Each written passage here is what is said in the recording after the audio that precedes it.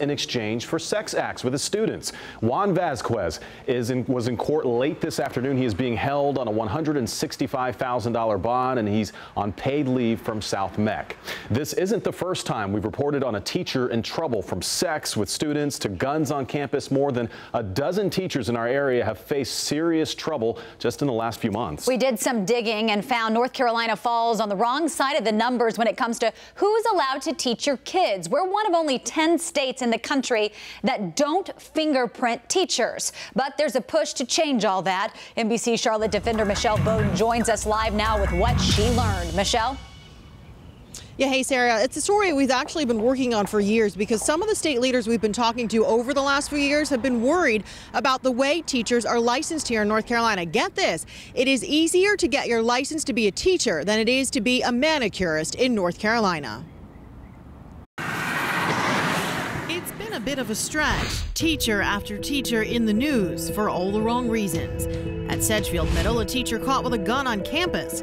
In Gaston County, a special ed teacher charged with assaulting a disabled child. And at Mary Oaks Elementary, a substitute teacher accused of sexually assaulting two students. It's shocking. It's really shocking. These parents all shocked by the rash of charges against teachers, but even more so by what we told them next. Would you be surprised to hear that the school districts are not required to do criminal background checks before they hire a teacher? Yes, I would be surprised. Your eyes just sort of went wide. Why? Well, it's my children, and I would want them to have the safest environment. Right now, North Carolina school districts must have a policy for vetting teachers, but the state doesn't require a background check. And most only do a simple database search. None of them check fingerprints like 40 other states do. That's crazy. I never knew that. That's not good. The attorney for the state school board agrees and is part of a group pushing legislators to change that. They want fingerprinting to be a requirement for teachers. It's the most comprehensive of all of the tools out there. 7 years ago, a task force first pushed for fingerprinting, but legislators didn't want to spend the money. And our students in North Carolina deserve to have a teacher that's been vetted by their employer and their licensing entity. House Bill 117 is currently pending and would require running teachers' fingerprints before licensing them here in the Tar Heel State. Right now, even manicurists and architects in North Carolina undergo that kind of background check before getting a license.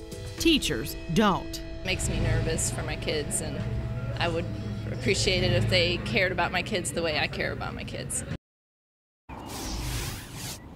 You know, here's something else we learned as far as substitute teachers. They're not required to face any background checks whatsoever. Something else that very same task force has been concerned about for years. Reporting live now in Charlotte, Michelle Bowden, NBC Charlotte. Hard to believe. All right, Michelle, thanks for that report.